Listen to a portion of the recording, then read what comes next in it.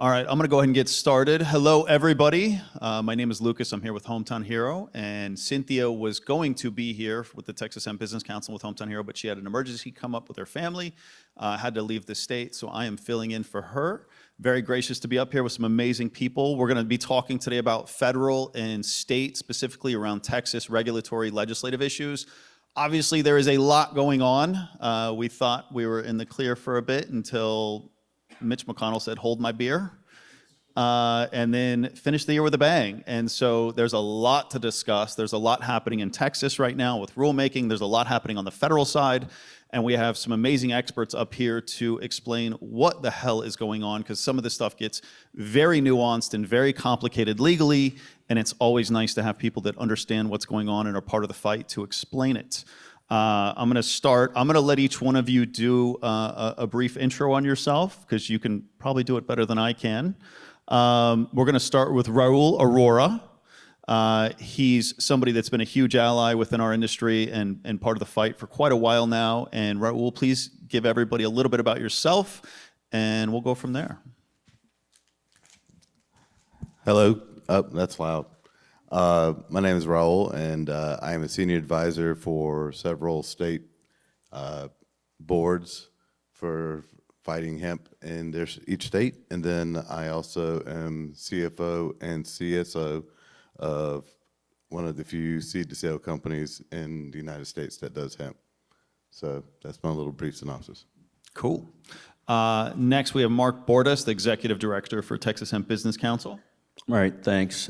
Mark Bordas. I serve as the Executive Director for the Texas Hemp Business Council, and I have over 30 years experience. It's hard saying that, and maybe the light's not hitting me just right, but I am that old, in lobbying, regulatory affairs, and so I've been with THBC, representing them before the legislature and regulatory agencies since 2024, summer of 2024. Cool. And next, we have Amanda Taylor. Hi, I'm Amanda Taylor. I am a board-certified civil appellate lawyer. I am representing Sky Marketing and the veterans groups currently pending in the Texas Supreme Court on a case that we're going to talk about. I am with the law firm of Butler Snow. I'm the practice group leader for our appellate section, so civil appeals are my favorite thing. And if you've run out of sleep gummies, I can talk to you all day about them. Cool. Amanda, you have the mic, so I'm gonna start with you. There's some, I keep getting asked questions today, specifically in regards to sort of three topics that are up here. One being the Sky Marketing case against the state. Another one being the rulemaking process right now that DSHS is going through within Texas. And then the last one is the federal sort of situation with what is going on with the proposed ban that is sort of lingering and in place. Amanda, I wanted to start with you. So I watched, I think it was 45 minutes roughly, the hearing the other day. Can you explain the background of this case, sort of what it is causing within the state of Texas, and then what the state's argument as to why, you know, we should not be granted an injunction, or why we should not be allowed to win this case, if you could. Sure. This case began in 2021 when the Commissioner of Dishes adopted a modified schedule, which amended the definition of THC and also amended the definition of marijuana extract. What the Commissioner did when the March 2021 schedule came down was flip the definition of THC on its head. Under the 2019 Farm Bill, all THC in hemp was not controlled, except for the Delta 9 marker up to 0.3% dry weight. So as long as the D9 was 0.3 or less, it was a non-controlled substance if the THC came from the hemp plant. Under the 2021 schedule, the Commissioner said the opposite thing. It was now all THC is controlled. Every other isomer, so Delta 8, Delta 7, the scientists could explain those things better, but everything but for Delta 9. So it was the inverse. And he didn't tell anyone that that schedule had been amended. Nobody in the industry knew about it until October of 2021, when the agency suddenly put on its website, we now consider all THCs in hemp to be controlled substances. When Lukas and Cynthia and others saw that, it was an oh crap moment, right? Because now it was apparent that the agency was going to consider all consumable hemp products illegal and controlled, because we all know they all contain THC isomers other than Delta 9.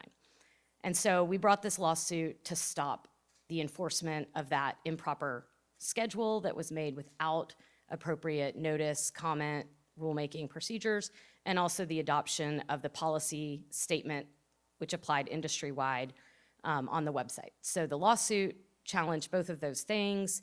We obtained an injunction so that the schedule and the rule could not be enforced going forward. And then there was an appeal, first to the Third Court of Appeals here in Austin, and now we won at that court, and it's advanced up to the Texas Supreme Court, where we had a hearing on, it was last week. It's last week. It's been a busy time. That was last week. The Texas Supreme Court heard oral argument in the case. I presented that argument, and the court had a lot of questions. They were very well prepared. As Lukas mentioned, this case involves, the subject matter of hemp and consumable hemp products is a big question for the state, for our policymakers. But layered on top of that, we have these legal, technical, procedural questions that, regardless of the subject matter, have big implications for every other type of agency case that may come to the court. So the justices are very concerned about what opinion they're going to write here and what that will mean in other cases, while at the same time, you've got this overlay of a controversial subject matter. I've heard a few things about this that I wanted to get clarification from you on. If at any point the court were to side with the state on this case, what would happen to this industry? I think it would be hugely detrimental for the industry, because if the court were to say that the injunction we obtained is not supportable, there's a few reasons why they could say that. I don't think they're right, but they have paths to do that. That's what the state is attempting to do. Right. The state wants the injunction to go away. They want the entire suit dismissed. They say that we don't even have standing to bring the suit, which is, I think, legally incorrect, just plainly incorrect. But if the court were to agree that there was no standing or jurisdiction, or that the injunction isn't supported by what is in the record, and took the injunction away, then the commissioner and the agency would stand back on the 2021 schedule and the rule, and they would say any THC, even when derived from the hemp plant, any THC besides Delta 9 is now Schedule 1 controlled, therefore illegal, and you cannot process, manufacture, sell, distribute, or use. What about Delta 9? As long as the Delta 9 remains at or below 0.3, that would be legal. Okay.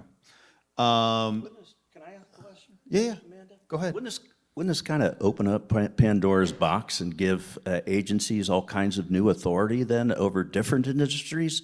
Would kind of have a chilling effect beyond hemp. Do you agree? Yes, and that's really what this case is about, is the bounds of agency authority. One of the questions I had for Cynthia the other day, talking to her, was why, because this case has implications across multiple industries, right? This is a case that would be looked at as precedent for a lot of different things that happen within the state. And one of the reasons the state is fighting so hard is they don't want this case to reach a ruling in our favor. It's why they keep appealing, right? We're in the Supreme Court for the second time, in case everybody doesn't know that. Cynthia gave me a response that was really intriguing to me, of the state really doesn't want us to win in this case because of the implications it'll have essentially in the future in a variety of different things. Why would they not want to essentially get this case off the books, tell us to drop the case, and sort of reach a settlement? Why is that? I don't understand why that's not appealing to them. What they want is a ruling from the Supreme Court that would set aside the limitations that our legislature imposed on the agency's authority and gives them a carte blanche opinion that says you can do whatever you want when it comes to scheduling. In a recent supplemental filing from the commissioner, they just expressly say that they want to confirm the commissioner's authority to schedule without interference by parties who disagree with the decision. So they basically just want full authority unchecked. They don't seem to be recognizing the risk that the Supreme Court could say that's not the law, right? And what I think is very likely is that the Supreme Court says, no, the legislature put limits on your authority, and we have to respect those limits because of separation of powers. So when the legislature gives away certain power to an executive agency, the agency can't act beyond what the legislature has allowed it to do. That's what happened in this case. One other question for you. How does this end, right? So every time we win, whether it's an injunction or just an affirmation of the injunction, at what point does this end? Because the state keeps appealing. At what point does the court say enough is enough, you have no more appeals, this is done? What triggers that circumstance to where we can finally end this thing and be done with it? I wish it were a simple answer. There are a few outcomes that could happen. Worst case scenario, the Texas Supreme Court agrees with the state and they either dismiss our case for a lack of jurisdiction, that would be the end. The case would be completely over, there would be no injunction, and that would be the final ruling. Or they could say there is jurisdiction, but there's not enough evidence in this record to support the temporary injunction. We would be remanded. We would still have an opportunity to seek a permanent injunction with additional evidence. However, there would be no temporary injunction protecting the industry in the interim. Or we could win, which is, of course, the outcome that I think should happen and will happen. And in that case, we would also be remanded to seek a permanent injunction. Right now, we just have a temporary injunction until we can get to that phase. In the event that the Supreme Court upholds that temporary injunction, it would remain in place during the entire remand, so the industry would remain protected. The commissioner could not go back to the 2021 schedule. And then we would seek a permanent injunction. If we win on that, I'm sure the state would appeal again, and then we would be looking at a similar process.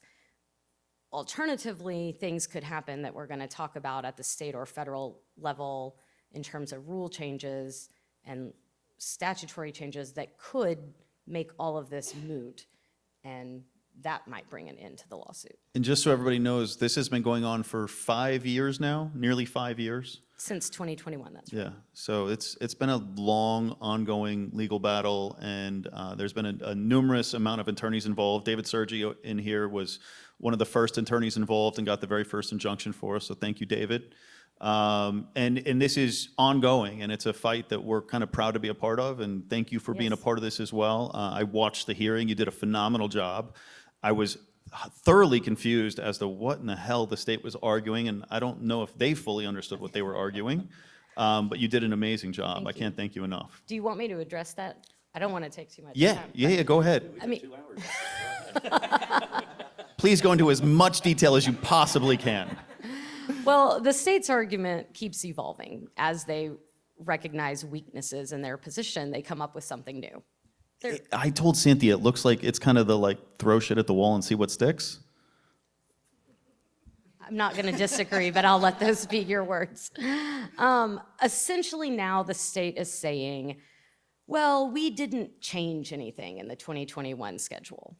We promise. It always said that. Now, if that were true, why did they amend it? It's an obvious question. It's because it's not true. But what they say is the law was always that trace amounts of other THC isomers are okay. If it's an undetectable trace amount, fine, but the law always controlled anything beyond a trace amount. Now, that's not what the statute says, it's not what the Farm Bill says, it's not what the prior schedule said, but that's what the state now is telling the Supreme Court, that we've always controlled anything over a trace amount, and so the commissioner simply clarified the schedule to say if it's above a trace amount, it's controlled. That's their latest and greatest position. I trust our Texas Supreme Court, who is a very textualist, conservative court, to be able to look at the words of the actual statute. THCs in hemp. It's easy. It doesn't say trace amounts. We can't add words into the statute that our legislature did not put in there.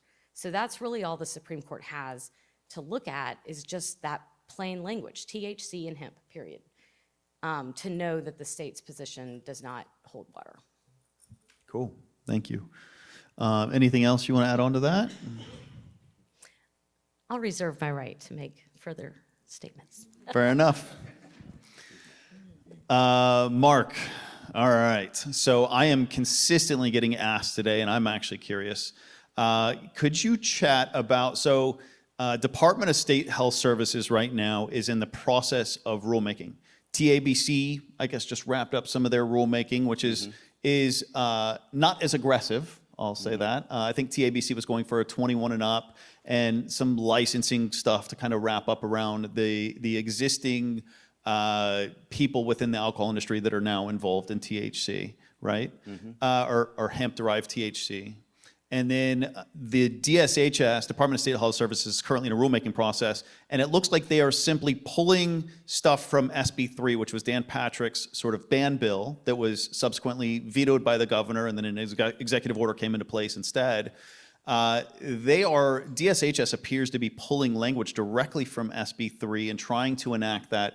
Can you talk about this process and sort of what the ramifications are of what they are trying to do? Because it seems like they are completely off the deep end from what the executive order and what the governor wanted versus what they are doing. And I think everybody is asking me about this, and I'm intrigued by it, and I want to hear kind of your expert opinion on thanks. this. It's a very good question. So normally a state agency would put up a proposed rule.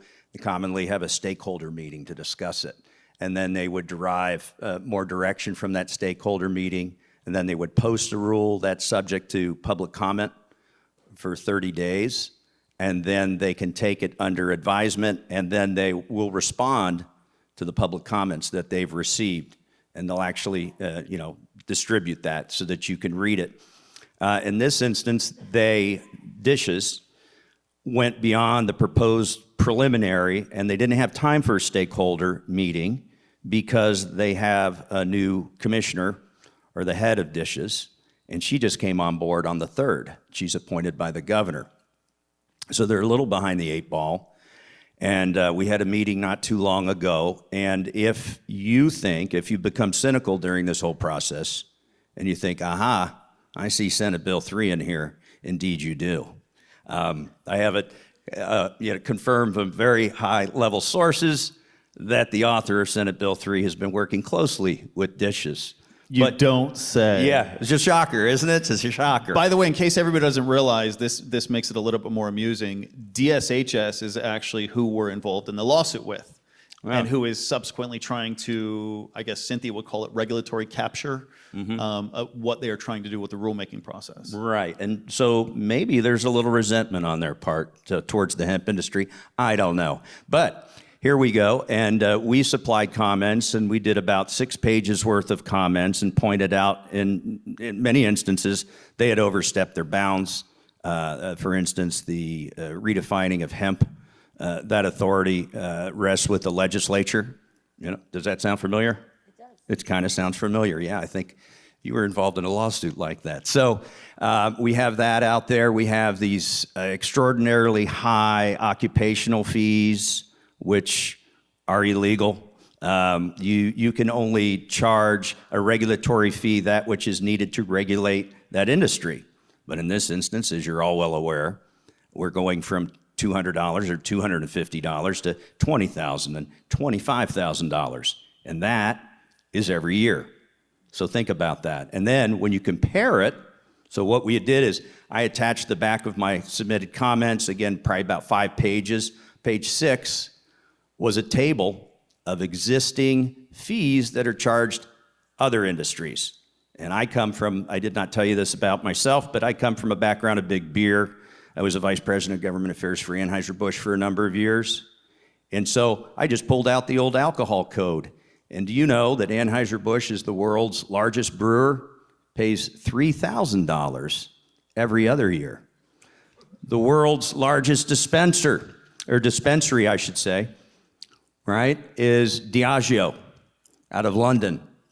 They pay $3,000 every other year. But for some reason, Dishes thinks that you should pay $20,000 to $25,000 every year. It's ridiculous, and it's not moored in reality.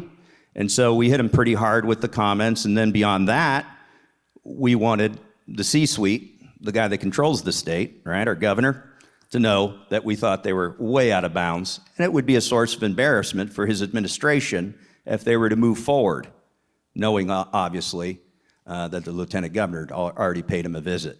So that's where things stand at Dishes right now. So they're going to take all the comments. The comments, by the way, are open through the 26th. I would not wait till the last minute, though. If you wish to submit comments, if your business does, or you as an individual, I'd get them in by the 25th.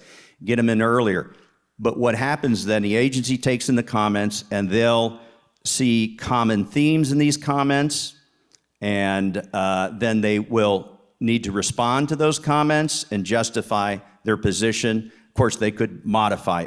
I fully expect Dishes to modify because it's so draconian and so obviously influenced by Senate Bill 3. I think there's a couple interesting facts that we found out going through this process, specifically around what Mark is talking about. One of them, we did it, Andrea Steele. I don't know if Andrea is in here. Is she in here? I don't see her. Andrea Steele is a phenomenal attorney that we've been working with for years, and she did an information request on what the money that DSHS is receiving from the licensing fees, right? So everybody in the industry in Texas, we're paying roughly $250 a year, something like that. Where's all this money going, right? You know, it's a good chunk of change. There's something like, 6,000 or 7,000 registered people that have Actually, there's licenses. more. There's 8,000. Is it up to 8,000? That bothered to register and try and comply so by the there's rules. 8,000 registered companies paying roughly $200 a year, right? It's a lot of money. Where is it going? Well, come to find out, only 30% of the money that they're taking in is actually going toward anything to do with the hemp program. The rest of the money is going back into the state general fund. So then during legislative session, the constant argument from the representatives that would go up on the panels, the expert panels in front of us in the hearings would be the DSHS representatives, I guess you would call them. And they kept saying that we don't have the money to do enforcement, we don't have this, we don't have the resources.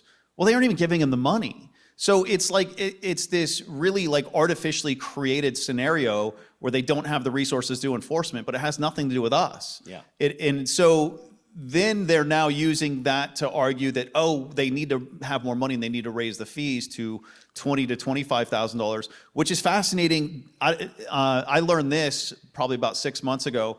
In the Texas Compassionate Use Program, their biannual licensing fee, I think, is $556,000 a year.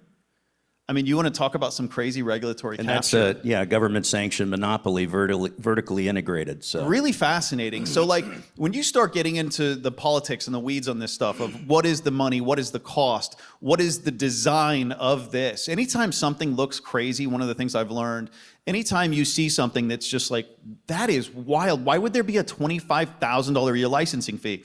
There's something behind it of what they're trying to push and what they're trying to do.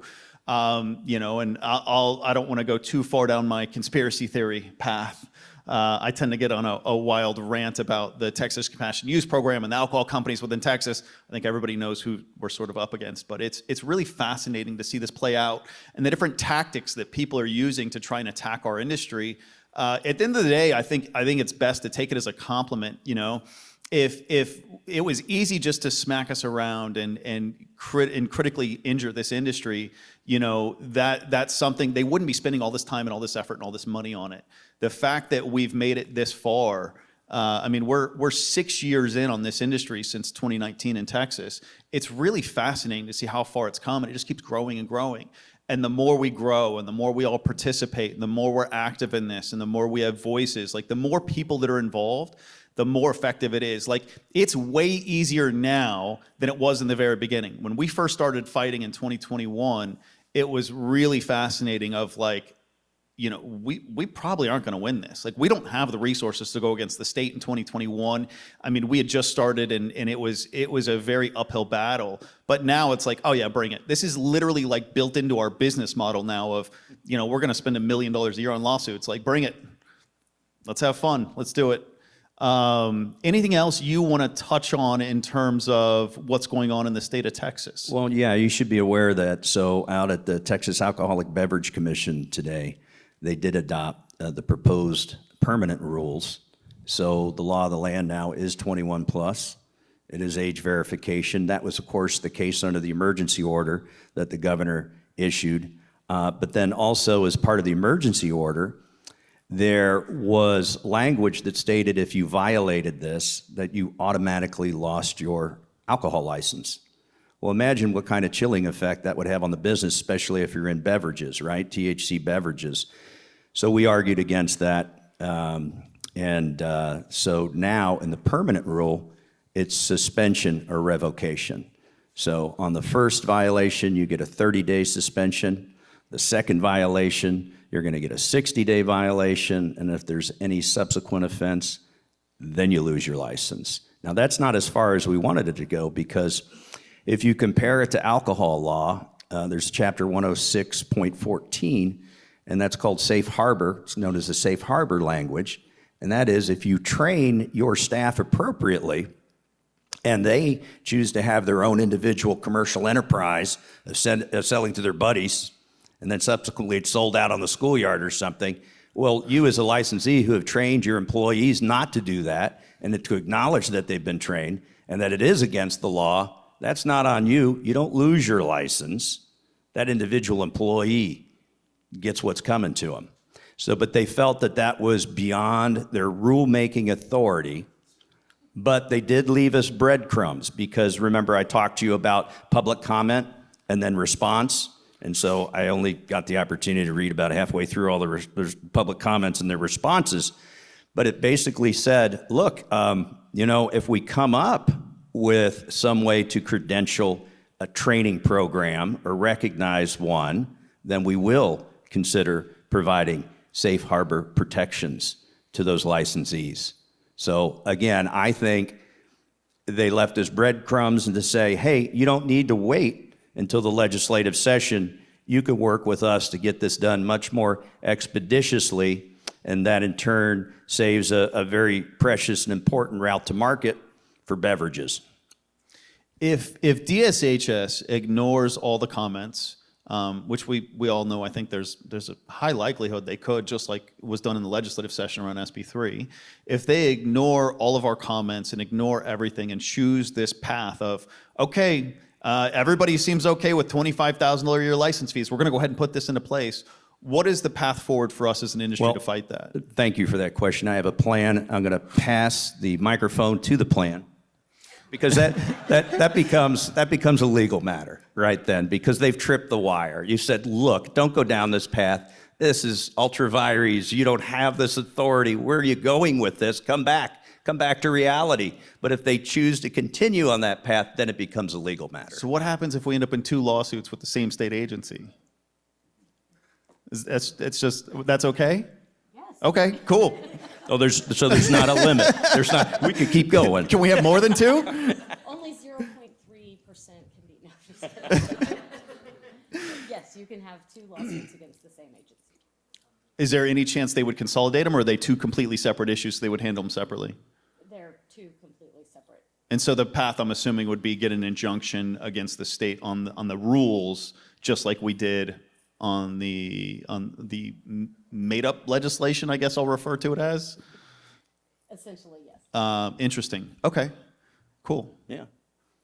I like that plan. All right. Let's do it. Um, Let's first hope they get it right. And listen to You're more optimistic than I am. Anything else from you? That's it for now. All right. So you have another question that is. I'm going to ask you some more. We'll come back to you. Raul, I've been asked a lot today on the federal side, so I wanted to touch base with you. I know there's some recent updates, there's some recent strategy changes. I guess, I think everybody knows at this point, Mitch McConnell snuck into the reopening of the government sort of financial bill, snuck in a hemp ban that's set to go into effect of November of 26 on the federal level. And the way it's written, it makes everything hemp, I mean, even pet treats and chapstick essentially illegal. For the most part. So I guess, could you give us an update on sort of what's happening right now on the federal level, sort of strategy, sort of ideal scenario, and kind of touch on that if you could? Sure. So JD and Drew, who had this platform before us, did a really good job kind of explaining some of that, but I can go into some details as well. As Lukas just said, the McConnell bill went into effect, and we have until November 12th of 2026 to fight that ban. And so what we've had is a few recent bills introduced into the House and the Senate. One of them being the Hemp Planting Predictability Act, which was done by Baird's office in Indiana. And that's a proposed 2-year extension on the current ban, so that would put us through November 12th, 2028, which is what we've asked for because we want more time for obviously the growers to grow their plant and do what needs to be done to have finished product, and also give us some time to fight the fight and see where we land on the federal landscape. This was kind of done with like few other representatives, co-sponsors, James Comer and Angie Craig. Obviously Comer is a Republican out of Kentucky, which is Mitch McConnell's home state, surprisingly. And then Angie Craig was a Democrat out of Minnesota. So that's the first one. And then you've got the similar bill that went through the Senate, and that was done by Amy Klobuchar and Rand Paul and Merkley, and that was the same 2-year delay on the ban that gets us through November 2028. And then you've got a few others that are just like a straight repeal. We don't feel like that's got any legs for it to go anywhere. You've got some, comprehensive regulatory stuff like age gate, 21 plus, serving sizes on gummies and beverages, FDA oversight, and then the testing and labeling requirements. And that's pretty much, you've got the Hemp Act of 2025, which Rand Paul has championed as a 1% instead of a 0.3%. That gets some growers the ability to grow some flower that without having to worry about putting their whole, farm on fire because they went over the 0.3%. So that's pretty much the gist of what's going on federally. Obviously, states around the country are having their own legislative, sessions. And so there's different states out there doing a lot of different things, some trying to mimic the ban that McConnell put in, some trying to have their own hemp regulatory aspect, which puts us in the same position as rec or medical, because it would be kind of in a space that's regulated by the state but not by the federal government at the same way. So just be mindful if you're doing interstate commerce. You've got a lot of opportunities to fall into some booby traps, and so stay aware. Join your local state organizations like the Texas Hemp Business Council. Every state has an organization that you can join, and I highly recommend you do so, or retain an attorney to help you navigate through these very, very interesting times. Cool. All right, I've got some questions I'm going to start throwing at you guys if you're ready. Raul, we'll start with you because you got the mic. Can you give any legislation updates on Alabama or Tennessee? On Alabama, excuse my language, but it's complete shit. Tell us how you really feel. I mean, I fought that fight so hard, and I want to punch everybody in the face. Tennessee, you know, we've got some cool stuff going on in Tennessee. We have a 6-month temporary delay on the new bill that converted us from the Tennessee Department of Agriculture to the Tennessee ABC, which is the Alcohol Board. And so with that, we have through June 30th, we could still sell flour, we could still sell higher potency gummies and products. So that's really cool of what's going on in Tennessee, and we're going to continue to fight that to keep that in place in Tennessee. Cool. Anything else you want to add?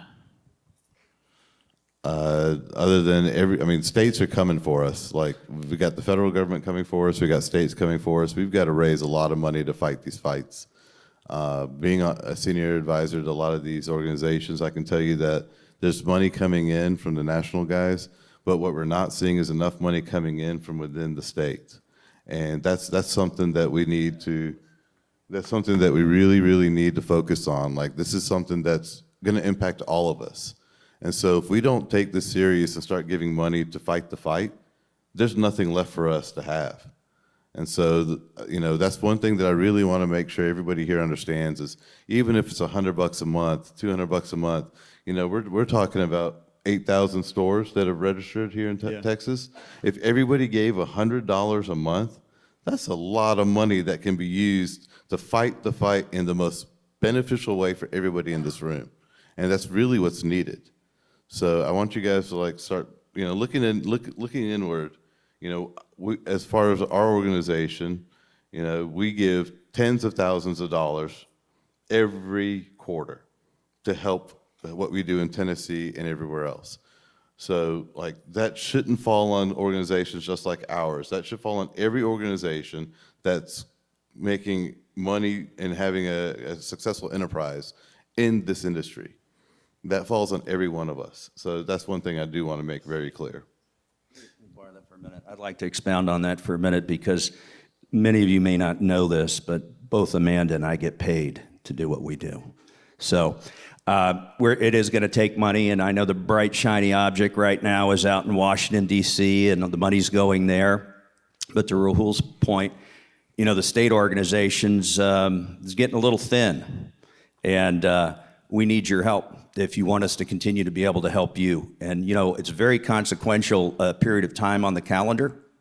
So we have rule promulgations going on in January, right?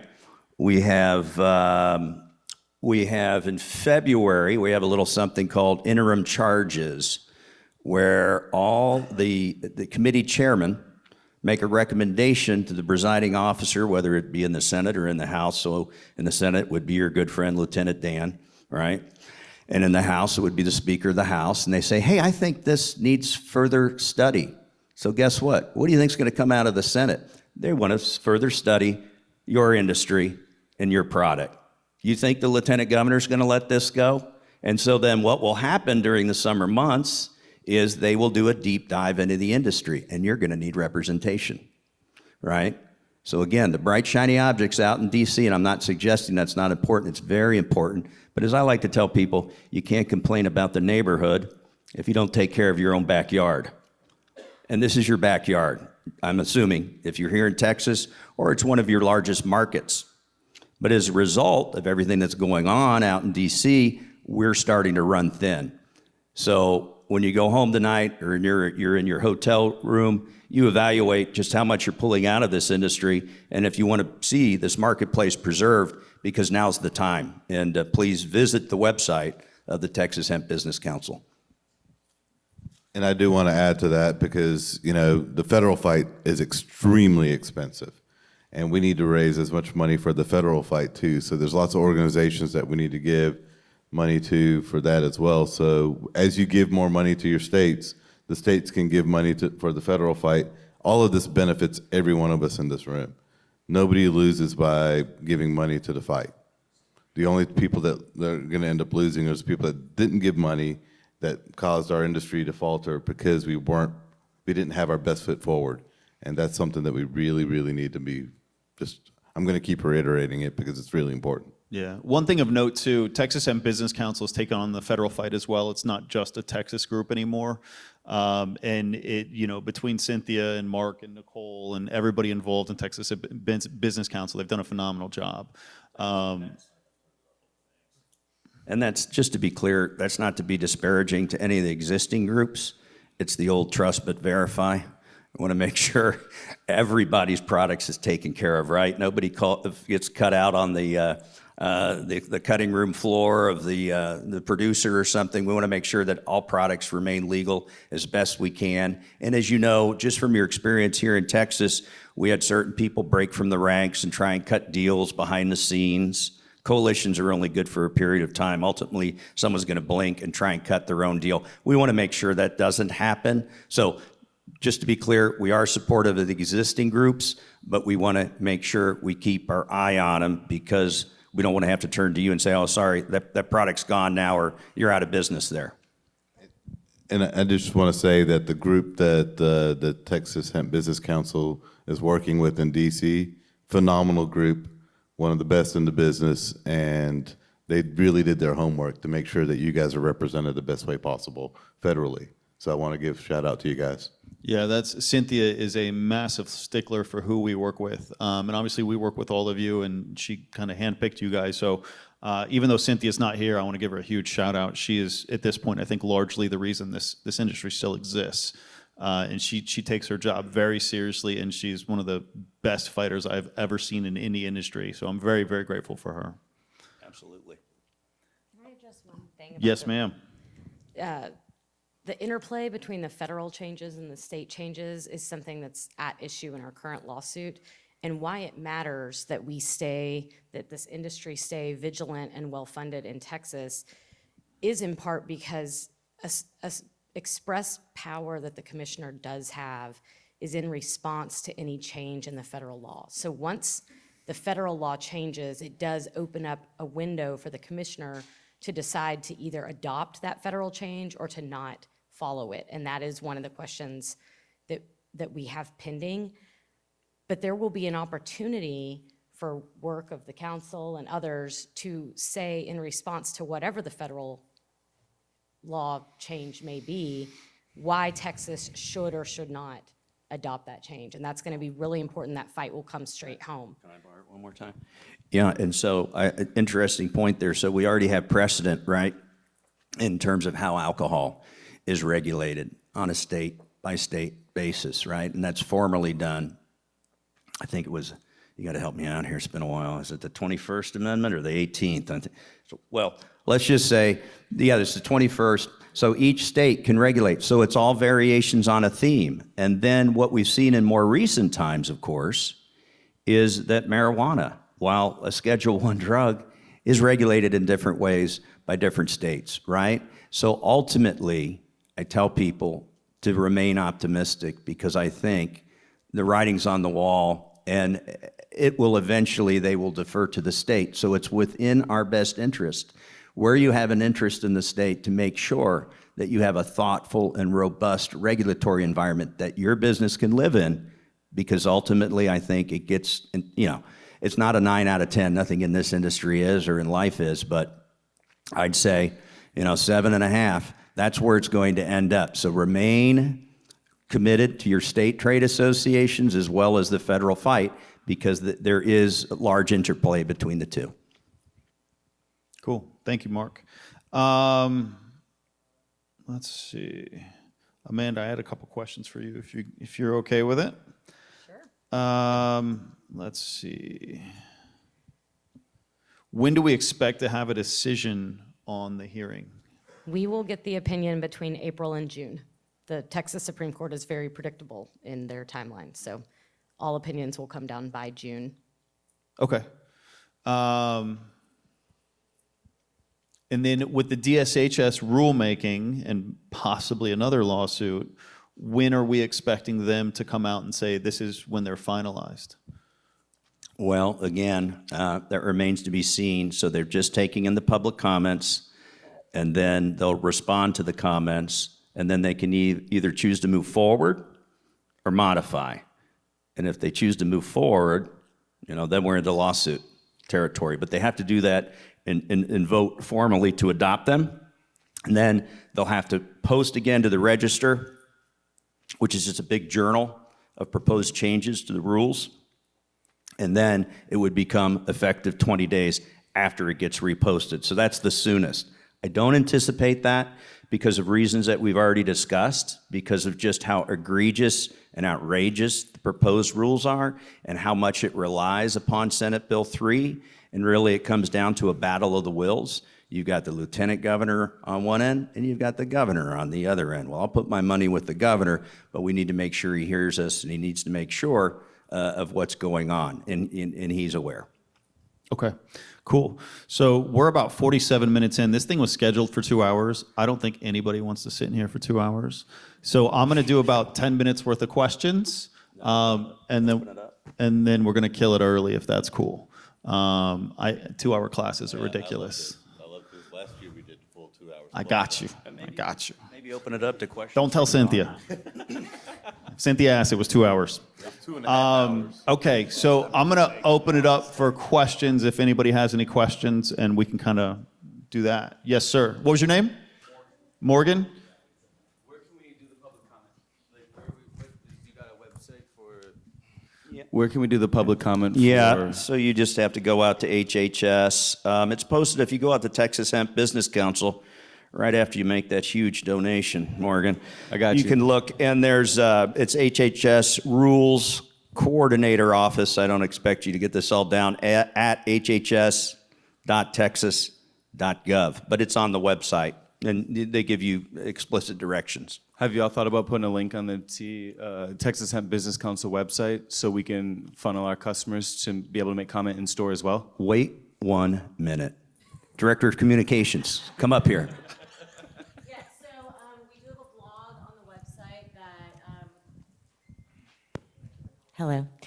We do have a blog on the website that has all of the details about public comment, and then we've also made a flyer, if you do want to put it in your stores, that I can send out, which actually should be posted on the website, but I'll make sure it's posted within the blog so you guys can get all of the resources there. And then you could download that flyer, you could put it at your registers, and you could promote customers and anybody else in the hemp industry to provide comment. But great question, thanks for that. Mark, can you give some quick recommendations on if they submit written testimony or customers submit written testimony, what's the best thing to say in that? Well, yeah, here's the other thing. So the comments that we submitted, formal comments, again, 5 pages plus a table of what other industries are paying to be regulated by the state. You just go up there and whatever grabs you. But that will develop the common themes, right, from public comment. So it's all there. There's a roadmap there. You can cite the same sections of the code if you want, but put it in your own words. And what's especially appealing during the rulemaking process, or if you ever find yourself at the legislature testifying for kicks, it's that personal narrative. Yeah, that's what we all do, right? So fun. But it's the personal narrative that really gets people, because that's how you cut through the clutter. They don't want to hear your brilliant legalese. You're not an attorney. Don't try and be one. But what they like to see is you cite the section and go, this is problematic for the following reasons. I would recommend instead X, Y, or Z, and then move on to the next one. But you don't have to try and encapsulate all the issues that we raised. Pick out your top 3, right? But just make sure you get it submitted. And again, I would submit it by the 25th rather than waiting for the 26th, because crazy things happen, and again, I get paid to be cynical. So get it in by the 25th. Cool. Any other questions? First off, I want to thank Amanda. I cannot imagine what it was like standing in front of the Supreme Court of Texas, basically fighting for the entire industry's rights. So thank you. Well, yeah. Thanks for the opportunity to do that. I really enjoyed it. I love having a conversation with the court. It was badass to see. I hope you won't have to do it again, but I know if it does get there, we're in good hands. On that one, Mark, I wanted to ask you, so we submitted comments as well to DSHS, particularly on that safe harbor you were talking about, right? Like, a program to train bun tenders on how to responsibly vend and dispense cannabis products, right? Right. Dosing, what different cannabinoids, the potency are, et cetera, et cetera. So we can show that our industry is well regulated, well informed, well educated, and we're passing all of that product usage knowledge onto the consumer. So we sent that in to DSHS. Great. Do you know if they're going to coordinate at all with TABC? Do Oh, we need to send absolutely. that? Okay. So what's happened today at TABC is going to be sent over, transmitted to Dishes, and then Dishes will take it under advisement. And because it mentioned the safe harbor, but that they currently lack training, may run into the same thing over with Dishes. Because again, we pointed that out again there. Hey, we need a safe harbor. Alcohol has it. Why aren't we being afforded that? But it may be beyond, their rulemaking abilities at this time. But again, I can't say it enough. I think TABC did us a great favor, and they said, but if we did have some type of training program in place, we recognized it, then we could. So I think you're going to have the same opportunity there. And thank you. I don't know if you're doing that or someone else, but I think it's ahead of the curve, and it's the time is coming right now. And so I was looking for you guys to say, now's your time. So yeah, thanks for the question. How do you potentially see this playing out between DSHS and TABC? Is TABC, you think, going to turn into the enforcement arm of this, and Oh, yeah, DSHS absolutely. is the rulemakers, or Yeah, how do you yeah. see this playing out? Well, so of course, all consumables that aren't in liquid form are going to go through Dishes. And then the TABC working with DPS. By the way, I put in a call to DPS today, and I think, well, Sergi's not here anymore, but I think he had an update on some legal matters. But I put in a call today to say, hey, when are you guys going to get the ball rolling? Are you waiting on TABC and Dishes, which I think is the case, but I want to hear it from them in terms of when they start. Just so everybody's aware, DPS in Texas runs the Texas Compassionate Use Program, which is the slightly higher THC hemp, basically, in this state. Right. It's marijuana, but it's kind of not. Right. So, but all the agencies will be working together as called for under the emergency order GA 56 by the governor. He directed them all to work together, in conjunction with one another. And so my guess is it's going to be sequential. TABC was first out of the gate, again, largely probably because they did not have a leader over at HHS. Now they have one as of January the 3rd. So they're behind the process a little bit, but now that's been kickstarted. And with that, TABC just said, these are our permanent rules, and they're transmitting them over. So they'll take it under advisement and work off those. Cool. Any other questions? Yes, ma'am. Hi, I'm Tess from Dallas, Texas. We're a manufacturer and retailer. We've been open for 7 years, and we sell a lot of THCA flower, Delta-9 gummies. And I have a question. If you think that smokable hemp is completely out of the picture now, or if it's going to be regulated too by TABC or maybe another entity? Smokable hemp's completely out of the picture. Well, as I said before, we represent everybody. And so we're defending flower in our comments. And again, they're posted at THBC website. You can go out and view them. It remains to be seen. I know in other states, and maybe Rahul can speak to this, they have outlawed flower. That has not happened here. I know many people They got have vapes, though. Well, they got vapes, but guess what, folks? You manufacture the vapes here, and you can put in there whatever you want, right? Your customer. Now, I'm not telling you what to do, but if I were you, I might put this and that in it, but that's up to you. But there's still a way to do it. I mean, that's the workaround on that law. Sorry. And Rahul told me to say that, by the way. Theoretically. Anybody gets sued. Theoretically. I got you. I think there's a question in the back. Yes. Where am I going? Who's got a question? How you doing, boss? I'm Sean.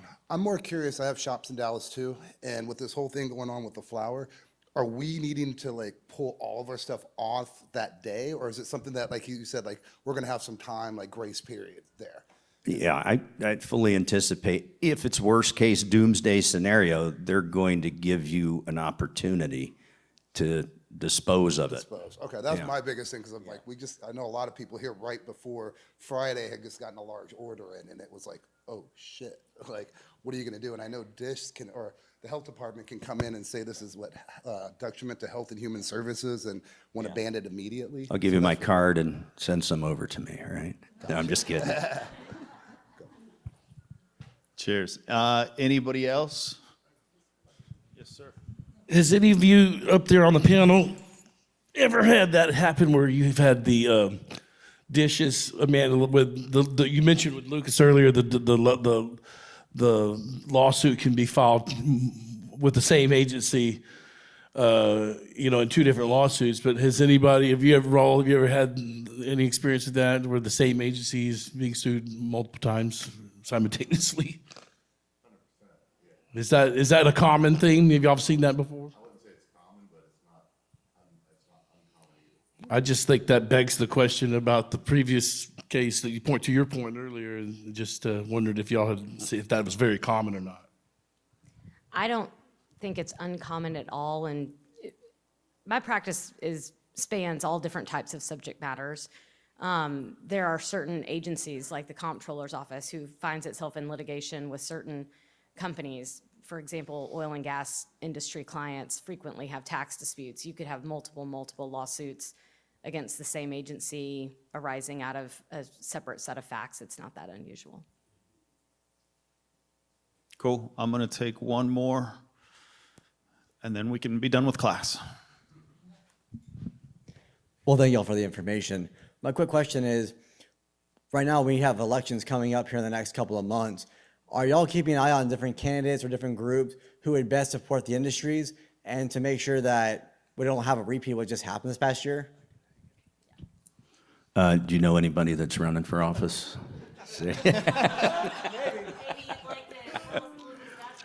Yeah, come on up. No? Okay. Who are you running against?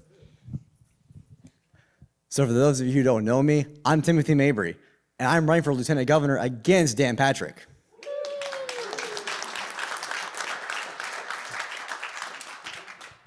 My whole thing is regulation, not criminalization. I think it's absolutely disgusting that 10% of the state was trying to become criminals. When I look around this room and this whole show, I don't see criminals. I just see people who want to have an industry, who actually want to obey the law. And my biggest crazy part is, when have you ever seen an industry go up to the federal government or the state government and say, please regulate me, for the love of God, I want you to regulate me, and here's how.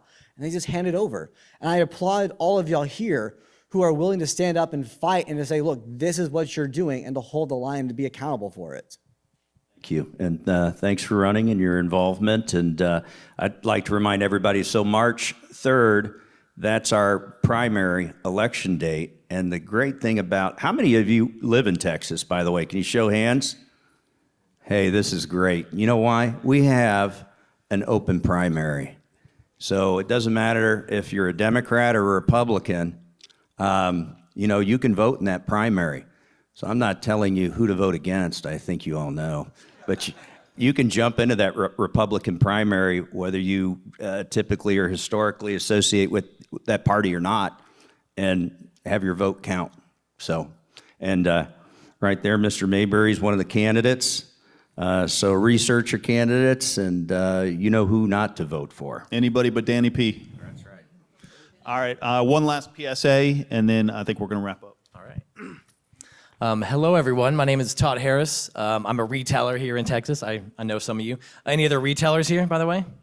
You own shops? Hell yeah. I love you guys. I started in the industry with my brother 5 years ago. We started the Happy Cactus, and we have 2 retail locations in Austin now. We actually carded Dan Patrick as well, so also we'll be voting to get him out. Yeah, it was a terrifying but a big day for us. Oh, thank you. He does not. I'll tell you that.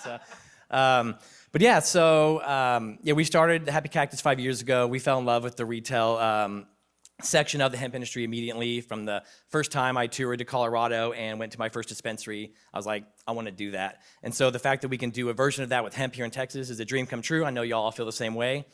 And one of my favorite things about being a retailer is that we are meeting the consumer every day. We know what they need, we know what they want, and we also know what we need to actually operate to be able to sell all the amazing products the manufacturers and distributors are putting out there.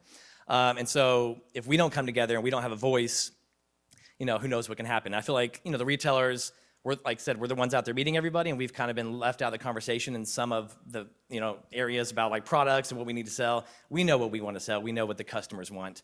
And I felt like with the retail committee, oh yeah, we didn't mention that, but THBC came to me a few months ago and asked if I would help head their retail division of THBC. So I'm super proud of them for wanting to create a retail committee so that we can have that voice. I know they're working on having manufacturers and farmers as well, but the retailers, we're the ones like right there in the front row. We're the ones, getting the inspections. We're the ones that are getting thrown to the wind whenever these laws change at a whim. So if we can all come together and we can be one voice and we can actually speak for ourselves, I think it'd be huge. No, that's great. You guys are the rock stars, really, of the industry because you're consumer facing. Yeah. And if people come into your store and they like you and they're treated with dignity and respect and they go away and they try a product and it's a positive experience, which is what we all want. We want repeat business. Well, then guess what? We gain credibility and sustainability in the communities. Absolutely. So yeah, we're actually, I'm not gonna take a lot of time, but we're having a mixer for retailers over at Barton Springs Saloon at 5 p.m. It's just like an 8-minute walk, a 2-minute Uber at Barton Springs in South Lamar. Would love to talk to anybody that wants to come and say hi, explain kind of. Oh, Barton Springs Saloon. Barton Springs Saloon, what time? At 5 p.m. Barton Springs Road and South Lamar. First drink is on us. Come by and just hear more about what we have planned for the committee. Also want to hear from y'all what you need as a retailer and what we can better do to serve you. Yeah, thank you. Thank you. I think that's it. We're going to wrap up. If you guys could give this amazing crew up here a round of applause. These guys are the tip of the spear in the fight in Texas and on the federal level. So thank you so much. And thank you guys for being here.